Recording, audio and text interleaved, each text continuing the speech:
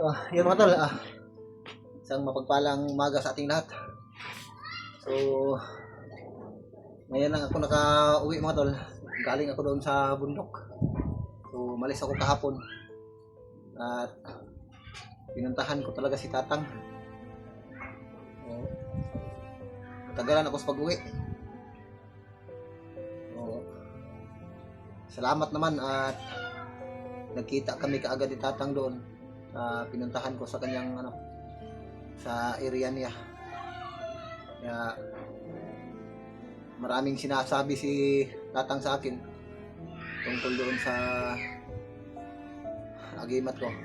Salamat naman at sa karagdagang lakas ng aking agimat. Sa ngayon mga tol, hindi ko pa masabi kung kailan ako makabalik sa kagubatan. So dami na nagre-request para matulungan ko yung mga ibang kasamahan ko. Dami ng bihag. So pagkatapos ko nakaligtas sa kamay ng mga masasamang loob, ay ito na naman. Hindi ko nga pa na ihanda o naigayak yung pamilya ko. May mga may mga problema na dumating sa tungkol doon sa mga kasamahan ko. Kaya ngayon, sa mga nag-request sa akin, hindi muna ako mag-ano sa inyo kung kailan ako makabalik. So abang-abangan nyo lang mga tol, at may panibago ng lakas yung ipinagkaloob ni Tatang Agimat sa akin. Kahit sa ganung paraan man lang ay makatulong tayo sa mga nangangailangan. So may pinaabot pala si Tatang sa akin at napaalam at nais ko rin ipaalam sa inyo sa mga tao na may karamdaman ay maaari po kayong magsabi ng inyong mga karamdaman, at kung gusto nyo ay personal yung kitain si Tatang upang magkaroon kayo ng so kagalingan ng inyong karamdaman. Nalungkot lang ako mga tol dahil sa kabutihan na pinakita sa akin ni Tatang. Kusa naman siyang tumulong o pinagkaloob sa akin yung kanyang ibinahagi sa akin, yung kanyang agimat, upang sa gayon ay makatulong ako sa mga taong nangangailangan. Pero yun nga lang, kahit ano man lang para maibigay ko kay Tatang, wala talaga akong naibigay kay Tatang pero hindi naman nang hihingi si Tatang. Pero mga ilang mga ilang araw o buwan na nagpunta ako doon kay Tatang, wala naman siyang hinihinging kapalit. Ang sa kanya lang ay makatulong siya Pero nung alis na sana ako, nagtatanong si Tatang sa akin kung may mga alaga ba daw ako na alagang hayop o na ko yung naabot ko yung ni Tatang, yung sa kanyang isipan. Gusto niya sana na may dala ako sa kanya na mga buhay na hayop, pero hindi naman namimilit si Tatang mga tol. Sa kanya lang, yung mga time na yun siguro gusto niya sigurong maghanda kasi may mga bisita din siya doon na ginagamot din niya. Pero hindi tumatanggap ng pera sa Tatang mga tol. Siya sa akin kung may alam ba daw ako na pwedeng mapagkunan ng hayop na buhay na may dalawang sungay, pero maliit na hayop. maliit na hayop yung kanyang tinutukoy. Maliit na hayop na kulay puti na may dalawang sungay. So nagets ko kaagad, gusto siguro ng tatang kambing, no? Gusto siguro niya ng kambing. Pero yun din ang plano ko, dahil sa sobra-sobra na yung tulong ni tatang sa akin na ibinigay. So, sana sa pagbalik ko doon kay tatang ay makapagdala ako ng buhay na hayop. Pero yung gusto sana ni tatang, yung hayop daw na may dalawang sungay na puti. O kambing siguro yung tinutukoy ni tatang na gusto niya. Kasi yung mga kasamahan kasi ni tatang, mga tol, kahit sa, kung kayo ang makapanood mga pangyayari doon, nakikita ko mismo, ayaw nila na kunan sila ng litrato. Ayaw talaga nila yung mga doon. So kadalasan kasi yung mga lamang gubat na nahuhuli nila ay kinakatay nila ng buhay, no? Tapos kinukuha nila yung mga laman ng hayop. Katulad na lang halimbawa sa mga yung mga baboy ramo, yung mga binaw doon sa yung mga usa doon sa kabundukan. Kapag makahuli sila ng baboy ramo, bago nila yon may tinatawag kasi silang ritual, yung tinatawag nilang kuratong. Nagkukuratong sila doon, yung mga almara doon. Ginagamit nila yung sa time na yon kapag nagsasayaw-sayaw na sila, kapag may pumasok na sa kanila, doon na nila kinakata yung hayop na buhay sa harapan nila. Bali, kumbaga nila ba, inaalay nila ba sa kanilang mga ritual na ginagawa nila. Kaya yun, nakasabi si tatang sa akin, baka may alam ako magpagkuna ng mga hayop, kahit isa lang hayop na madala ko sa kanya, basta may dalawang sungay sa sa na hayop na kulay puti. So, baka hindi pa ako makabalik sa kagubatan, hindi pa ako makapag-explore. Kailangan ko munang balikan. Kung papalarin tayo, makahanap tayo ng yung hayop na kulay puti na may dalawang sungay, kasi yung hinahanap nila. Kasi yung pagpunta ko kasi sa gabing yun, pagkadating ko doon sa kanila, mga banda alas 9 ng gabi, ay nagkukuratong sila.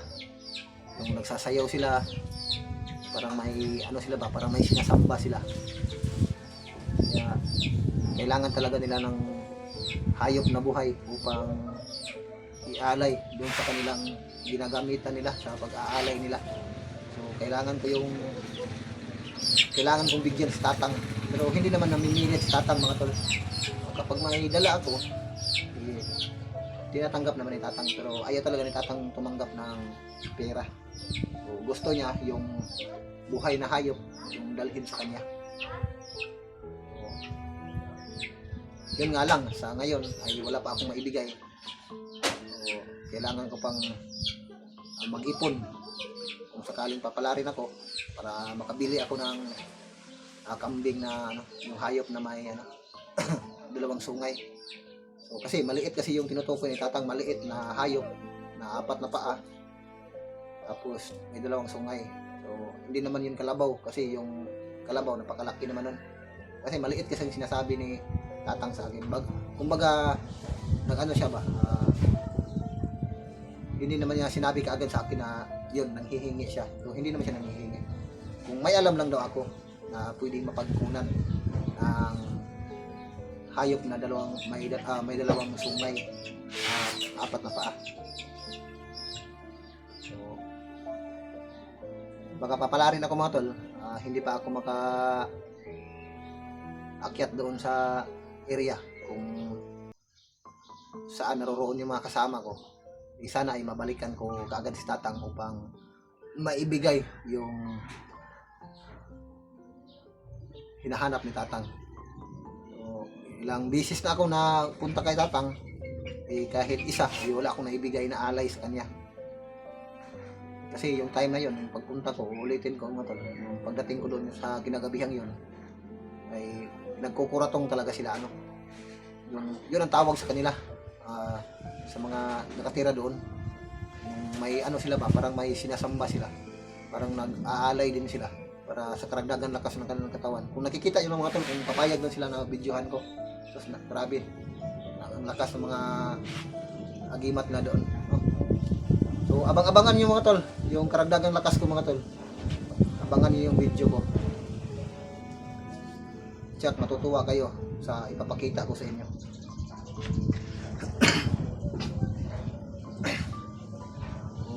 Medyo masakit pa yung mata ko. Hindi ako nakatulog ng maayos kasi nagbiyahe kasi ako mga tol. At yun nga, pinuntahan ko sa Tatang. So, hindi na ako nag-video sa area doon. Minabuti ko na pagka-uwi na lang, na lang ako, isa-isay ko na lang yung buong detalye na mga kaganapan doon. Pero kapag makaakyat ako muli doon kay Tatang,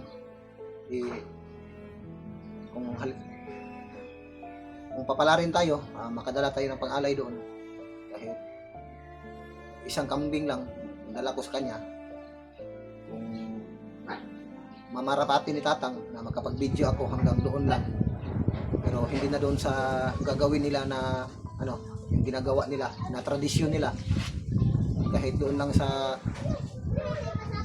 area nila na maibigay ko yung kambing. Kung mamarapati ni Tatang ay gagawin ko, pero doon sa ginagawa talaga nilang tradisyon, yung pag-aalay nila, yung pinapasukan na sila, sinasaniban sila, kasi pinagbawalan ako ni Tatang na kunan sila ng kamera, kunan sila ng picture or video.